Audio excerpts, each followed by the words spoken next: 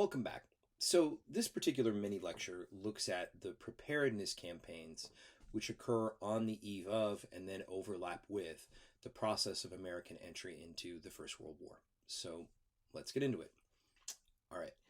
So, today in the 21st century, right, there's a fairly formalized process for the idea of joining the military, right? That one has in the US a couple of options. One can join either the National Army, one can join one's state guard, right?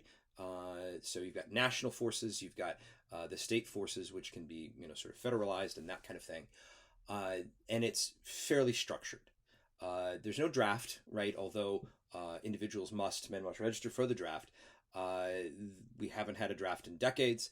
And so when one joins the service voluntarily, right, this all volunteer force, the idea is that one would go through basic training and would have a process and structure. In the early 1900s, that isn't fully the case. So you're going to see a transformation of military institutions in the U.S. at the end of the 1800s, early 1900s.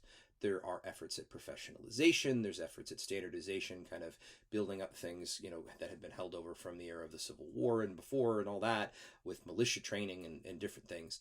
But what you end up with in the 19-teens in particular was, particularly during World War I, a concern that possibly the U.S. wasn't doing enough to be prepared in the event that we would leave our neutrality and get involved in the war. And what effect this sort of foreign policy view had was you're going to get some former military leaders, you can get some individuals who will argue, well, what Americans need then is military training. Now, there's concern over entry into World War I, but it should be acknowledged that part of this movement also had class-based overtones in the idea that there was concern that working class communities could be perceived as threatening.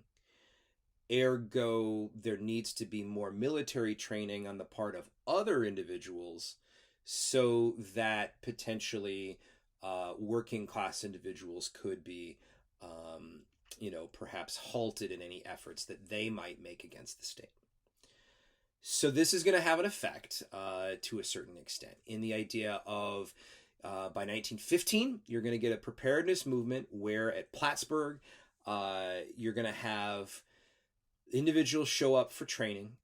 The idea is that they're going to learn basic processes of military training, and that they would then be prepared in the event of joining the military.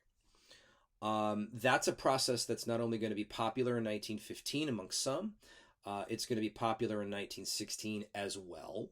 And again, is going to reflect some of these class divides that existed in America really on the eve of World War I. So a way to connect the preparedness movements or these concerns over class divides, to this period might also be another private organization or group at the time known as the American Protective League. Now, this is formed in early 1917. The U.S. hasn't joined the war yet, and the idea was this was going to be a sort of non-uniformed force of men who were convicted of the mission of opposition to labor, as they termed it, radicalism, and that was going to be a force that would be prominent in major cities, particularly in places like Chicago and in others. But this idea of voluntary military training, not necessarily run by the state, but run by private actors, or in some cases, sort of very loose training run by states, right, is going to be a part of wartime America in 1917 and 1918. But after the war is over, so this idea of privately run training, that stuff is going to become more consistent You're going to have these civilian training camps that really are going to ultimately run throughout the entirety of much of the interwar period. All right. Thank you very much.